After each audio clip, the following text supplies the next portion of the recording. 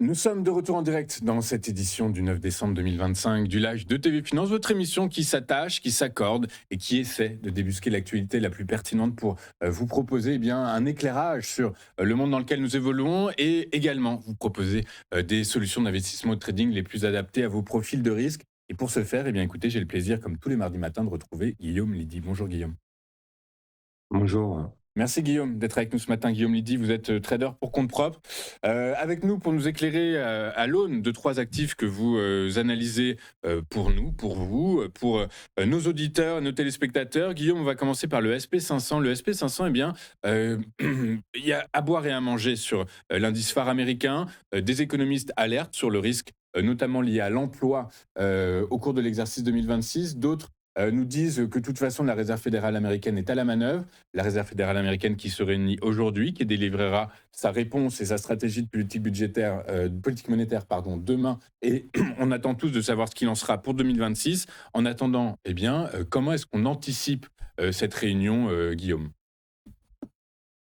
Alors effectivement, c'est une très bonne question. On peut le constater actuellement, le S&P qui est revenu frôler les plus hauts historiques.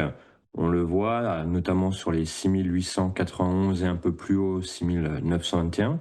Donc la question maintenant à se poser, c'est est-ce que en cette fin d'année, nous allons avoir suffisamment de momentum et suffisamment de contexte au final, d'éléments qui vont converger pour pouvoir peut-être breaker ces plus hauts historiques ou au contraire, nous allons rentrer dans une année, une nouvelle année en range potentiel, en tout cas évoluer entre les 6734 et les 6891.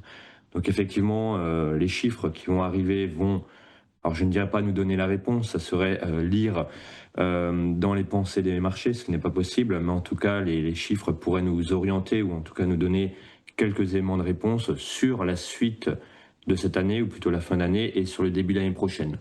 Donc pour l'instant, je pense que le maître mot est avant tout la prudence dans un marché qui évolue très vite, avec des tenants et aboutissants politiques qui ne sont pas toujours simples à comprendre.